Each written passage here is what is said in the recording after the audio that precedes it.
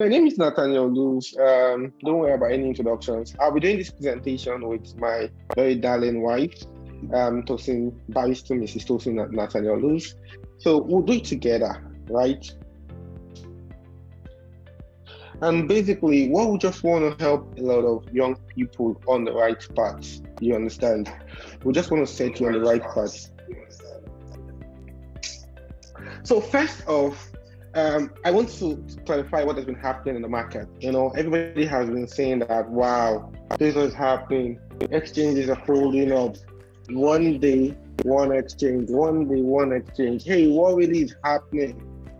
There's nothing strange happening. Okay, you said you've given me the power to share my screen, right? So let me see. I'm going to share my screen and just show you one or two things before my wife comes up. So she's doing more of the speaking today. I mean, the hand of the Lord is so strong upon her. So bless you guys, trust me. So I'm just going to quickly share my screen and show you one or two things. There are some people in the waiting room. David, our anchor. You might want to attend to them, make them come in. You guys can see my profile, right? Just about 2 years ago, but I publicly posted on Twitter December 2020. I gave a lot of predictions. Dollar, from 360, I said we're going to see over $1,000 per dollar and all of that. But I just want to quickly just focus on this, on only the number one. Let's not go to dollar and all of that, So the global financial economy would witness a reset that would create a new wave of financial power brokers. This millionaires is actually millionaires in dollars, in euros, and pounds. And that's because if you have a million naira, you're a millionaire. You know why? Everybody in Sierra Leone is a millionaire because you need about 10,000 leones to buy table water or something. Last time I was there. So everybody in Sierra Leone is a millionaire. But you're not a millionaire if you're not a millionaire in almost all the top currencies in the world. Mr. David, if you can be admitting people, that will help me focus. Admitting those in the waiting room, that will help me focus. So what you're witnessing is the global financial reset. Do you understand? You can see it's clearly predicted here. Money is leaving the hands of some places, some people.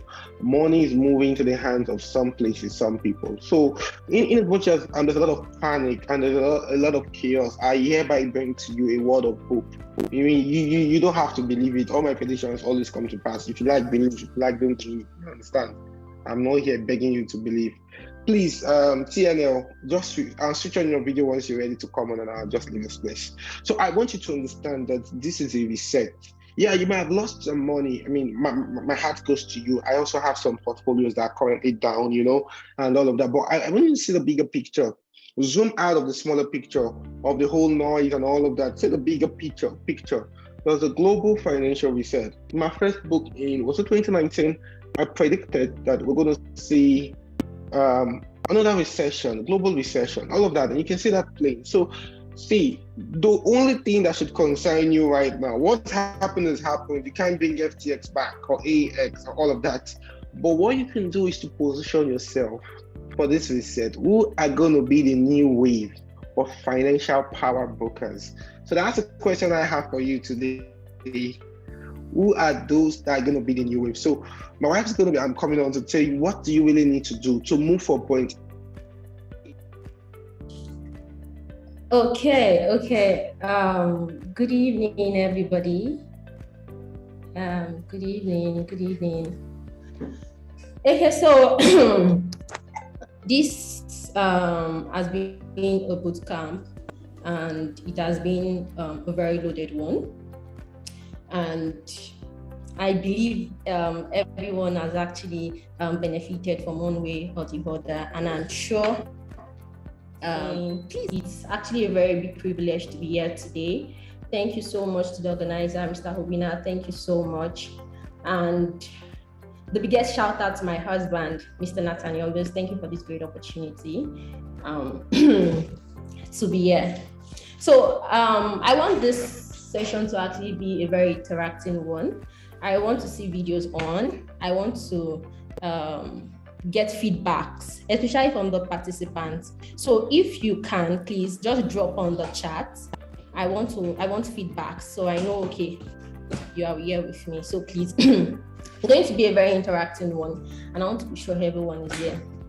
Okay, good. Our Jimowa said we are following. Thank you very much. Thank you very much for the responses. Okay, so we'll be talking about opportunities in the blockchain industry, but I'm not going to be talking about, okay, what are the opportunities? Okay, you can either be a content writer, a biz dev, a business developer, you can be an engineer or this or that, because I'm sure that that's what has been taught right from the beginning of the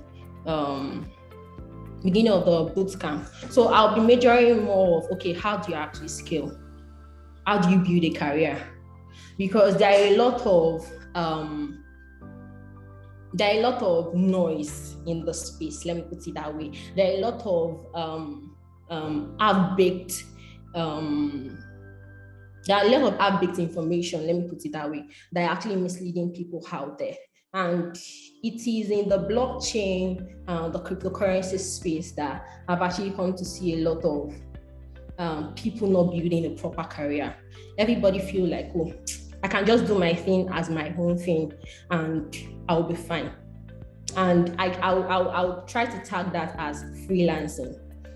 A disclaimer, I'm not saying freelancing is actually a bad one. I'm not saying that, but I just want to shed more light why building a proper career is actually better than just being a freelancer. So like we've been taught throughout the bootcamp, there are opportunities in the blockchain from content marketing, digital marketing. You can be a developer. You can actually be anything you want to be. Sorry, I think I didn't introduce myself. I'm a lawyer. Yes, I'm a lawyer and I'm building a career as a lawyer in the tech industry. Yes, so there are several opportunities. You don't have to restrict yourself. No matter the skill you actually have a place. And you don't have to be a freelancer, just only a freelancer. You can actually build a proper career and have a proper professional touch to whatever skill you have or to whatever thing you're doing. So I'll be talking about building a career in tech instead of just being a freelancer.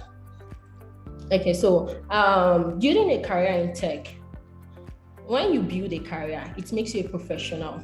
You are not just anything goes. Just like the popular saying, being a master in everything, and being a jack of all trades, but a master in none. Yeah, so you knowing how to do a lot of things, but not having a mastery, not having a particular profession, not having a line you will actually talk. So please, I will just say this. If you have a question for me as I am speaking, you can please drop it. So I'll know you are following me. You have feedbacks, please drop it. So I know you're following me on this. Okay, so building a career in tech. When we call, say, tech, crypto industry and all that, apparently there are a lot of professions out there that actually can find a balance in the tech industry. So even if you're a content writer, you can get a job and build a proper career and not just, I'm just a freelancer on Fiverr. In the long run, you might be making money, but in the long run, you won't have a defined career path. And that's what actually differentiates you from being a freelancer and being a proper career person. Yes, so you can actually build a career just like in the law profession right now. There are like two classes of lawyers. That's the charge and bill and the proper lawyers. So when you build a career in law, you have a niche in that sense. Of course, as a lawyer in Nigeria, you can actually practice in any sector. But for you to be a serious lawyer, you should have a niche that, okay, come rain, come sunshine, this is like your niche. People can actually trust you with this. People will want to come to you. They trust you that, okay, you have the integrity and they can trust you with a particular, you are known for something. But if you are just a charge and bill, like anything goes, the only thing you will just find yourself getting are just mere labels, mere labels in that sense. Like you won't get the real deal companies will not be able to trust you. So that's just it with actually building a proper career and being just a freelancer. So when you build a proper career, you would be a professional. You'll be a professional in that field. And like I said, the first step into building a proper career is knowing what your skill is, sharpening your skill. And in order to scale, you need a job. You need a proper job, not just gigs. You need a proper job. When you are planted in a place, in a company, you will imbibe the culture. You will imbibe the culture of the company. You will know what to do part-time. You will gain more skill, and you would even know when to talk and when to shut up. And you'd find that you're actually developing in all aspects of your life. That's what a job will actually do to you. Not just, okay, I'm just living my life the way I can. I'm my own boss. But when you have a boss can tell you that, okay, this is not what you should be doing at this time. This is what you should be doing at this time. You can build a proper career. When you want to write in your CV, you can be like, okay, I worked in this company. These are the experiences I gathered. These are the teams I work with. These are the things I was able to achieve. I worked on so project. So that will actually give you a defined career path. But for instance, now, I work with companies, and I also own companies with my husband. So we're doing an interview for someone one day, and she was like, okay, what do you do? She was like, she's a freelancer. Okay, she has always been doing freelancing. Guess what? It's hard trying to get into paid employment, trying to be told what to do. It got to an extent where she was asking that, okay, what time do you expect me? Full-time job, quite all right. She was asking that, what time do you expect me to be? Okay, that's actually not professional. If you have a career path, like you are in a job, you know that, okay, these are the professional working hours, except you work with a foreign company where you have, okay, the time zone difference. It's actually a different case. But you know that, okay, these are working hours. These are the times I'm supposed to. You can't just send your boss a message at the middle of the night and you're expecting or her to reply, or you just pick up your and just call at a particular time. Like, there are ethics that comes with having a proper job, and those things will actually be imbibed in you, which it won't only apply to your workplace, it will apply to every aspect of your life, and you'll find yourself growing and you see a very remarkable change. Also, people are going to perceive you as being competent and reliable. I can say this categorically. A lot of freelancers I work with, they are not reliable. When they tell you, okay, don't worry, you get your job at this time, trust me, just add extra, not extra 2 days to it. Do you understand? Just multiply that time they are giving you times 2. But when you are placed in a proper working environment, when you are given a task, you know that you need to meet the deadline, come rain, come sunshine. If you don't, you'll be penalized for it. But being a freelancer, the worst that can happen is that the person who gave you the job will not pay you, and you will get the job somewhere else.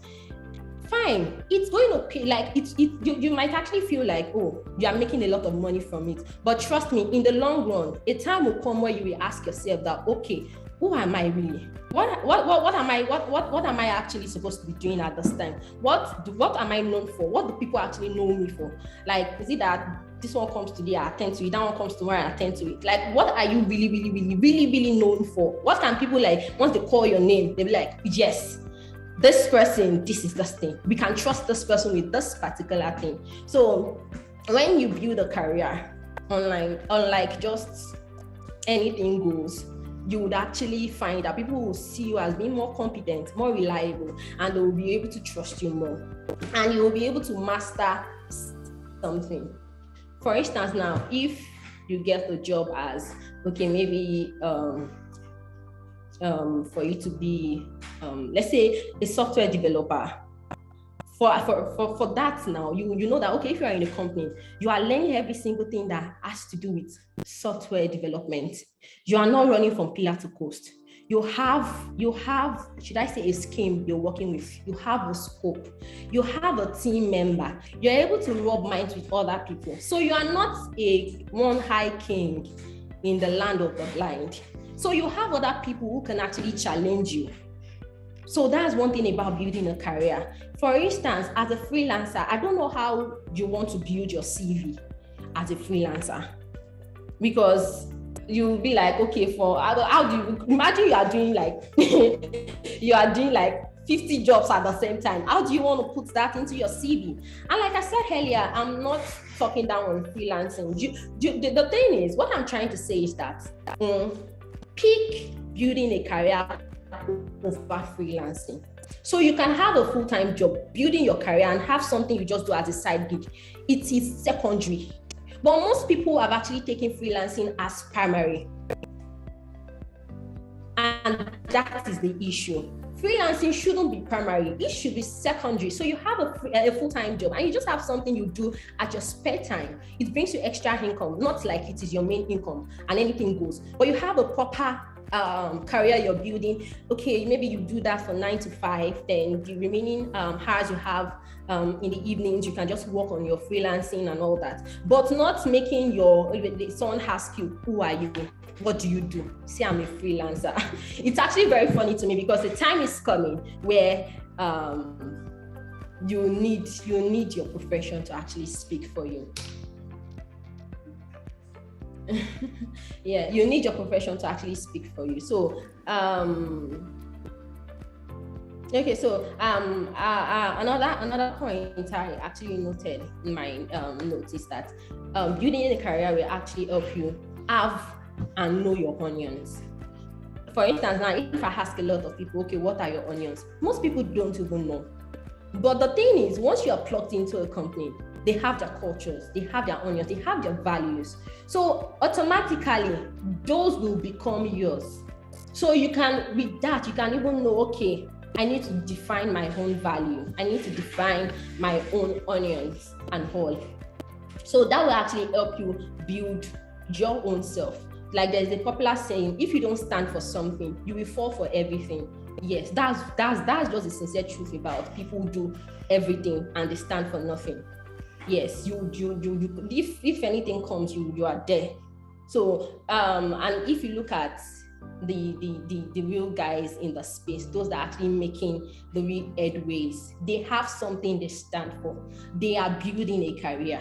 And as much as some of them have even built a skyscraper, they are still building more. Yes, they are still building more. One thing building a career will do for you is that you would continue, you will have this mentality of, oh, I need to keep progressing. I need to keep doing better. But one thing freelancing will do for you is that it will just make you remain in a level, because nothing is going to challenge you. It's the same thing year in, year out. It's the same thing you keep doing. So for instance, now, okay, you get employed as a sales manager in a company. You're already aiming of being maybe the senior sales manager, from there, maybe the VP of sales of the company, from there, the chief sales officer. Do you understand? Like, you have this progression. And from there, you've actually gotten enough know-how on how to even build your own company. If you eventually say, okay, you want to be a founder yourself, you have enough onion to actually start your own. That's one thing building a career will do for you. So even if you decide that today that, okay, I want to have my own, you have the know-how. There are a lot of half-baked CEO and founders out there. They don't even know how these things work, not even talk of disseminating what should be, not even talk of putting out the proper work culture for their own company. But if you've actually stayed and learned where there ought to be a proper structure, you would have actually picked all those things, and doing your own, replicating that won't be an issue. Yeah, I hope Okay. Someone is asking what is onions. Okay, Mr. Nathaniel has answered us already. So onions are your values. They are your values, your cultures, the things you actually hold esteem. Do you understand? So for you, for instance, now one of your onions can be integrity. That no matter what, you're not going to fall out of that. Do you understand? So if someone is coming and be like, just do this deal now, you know this deal is shady, but your onion will tell you, no, I don't do that, because okay, you might have picked that up from your place of work. One of your onions might be that, okay, I want people to be able to trust me. So once people come to you, you are talking to them, they can actually see trust already. They can actually perceive that, yes, this person, whatever is telling me, it is true.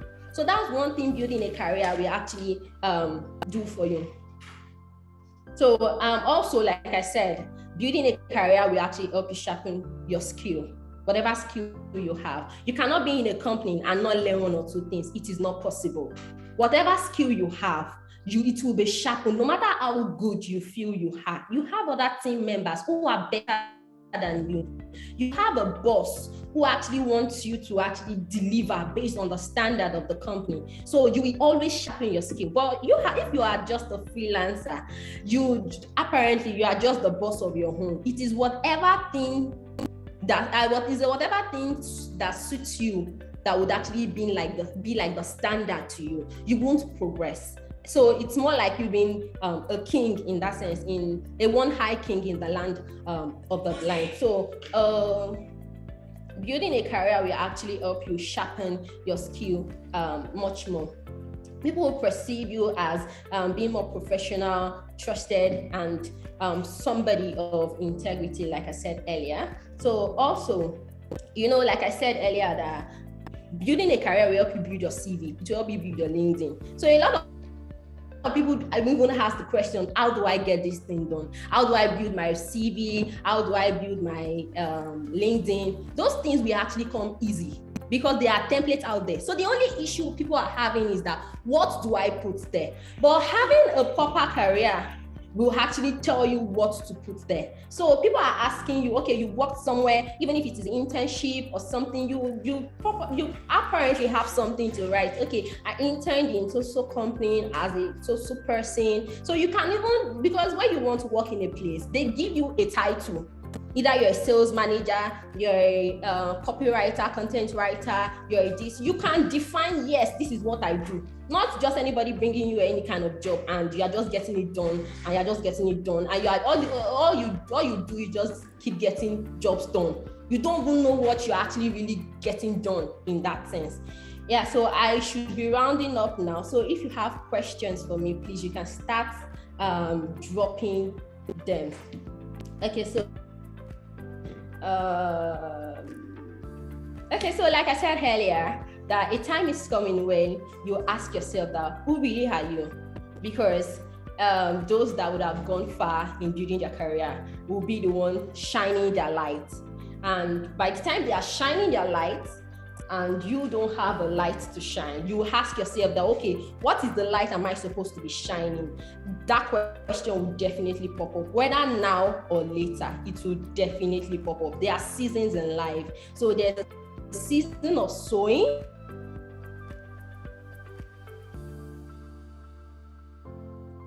planting, and there's also a season of reap. So when you definitely have some, it's just use this example. I'll be rounding up with this. So it's just like a guy or a lady in their ripe ages, like, okay, they are the best guy in town, all the ladies are after them, and the ladies for on the other side, she's like the babe in town, all the guys are after them and all that. A time is coming when life will make demands that, okay, you're already in your 30s, you're already in your 40s. What are you supposed to be doing now? Okay, maybe for some people, they need to start building a family, doing this, doing that. They can't start some things at some age.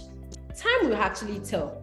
So, like they say, if you're a guy, if you need to pack your box, you need to pack it somewhere as soon as possible. Do you understand? Like, you need to, if you're looking at, okay, building your own family, getting married and all that, you have to start when the time is right. Not trying to do freelancing. So not trying to do freelancing. Eventually, when it's time for you to have, when it's time for you to actually show the fruit of whatever career you've built, there's nothing to show. Have to settle for any lady, which is not going to be our portion. So what do you want to build? Forget this noise. My wife was talking about rich and famous. Guys, you have to choose. Do you want to be famous or you want to be rich? And when we talk about rich, it's not just in money, which is another place this generation miss it. We're talking about in networks. Question, the things you want to get, can you pick up your phone and get those things without spending money? That so many people here are single, not yet married. When you want to get married, you understand that there are things money cannot do. You get to so many junctions in life where money is not any of the accepted currencies, where you have to pick up your phone and make a call, and people have to choose if they will do things or not. Question, how do you build those networks? How do you get to those points? So when we talk about building wealth, financial freedom, this is the thing, it's not just having the Benjamins and the Nairas. You understand. Okay. Yeah, I think I can feel the fire. From the physical work in that sense. It's just that anything you're doing in the physical, like with your boss, interacting with people physically, transporting yourself from your house to your place of work, you are just doing it over your computer at home. You don't have to commute yourself from your house to your place of work. Your place of work now becomes your device. So you have to have the proper devices. Not like you want to work remotely and you don't have a proper internet device. You have to have a proper internet device apart from your phone. It is worth the investment. You can invest in maybe a MiFi and HiNet, just something apart from your phone for a proper internet and all that. You have to have a good working laptop. That's something. That's actually another a very good investment you have to have. So even if peradventure you don't have the financial capacity to get a laptop to start, you can start with your phone if your work permits you. But as soon as possible, as you're collecting your first salary, know that the first thing you need to do is to invest in a laptop. You can't actually do remote job without having a laptop. For instance, for myself, I don't know how to work with my phone. Yes, as small as a Google Sheet is, I don't like working on it with my phone. I don't like it. It's even getting to the point where I don't even like using my WhatsApp on my phone. I just love using my laptop. So that's just it. It's more convenient for you to actually use your laptop. So that's just the basic thing. Instead of having a physical office now, your office becomes your devices.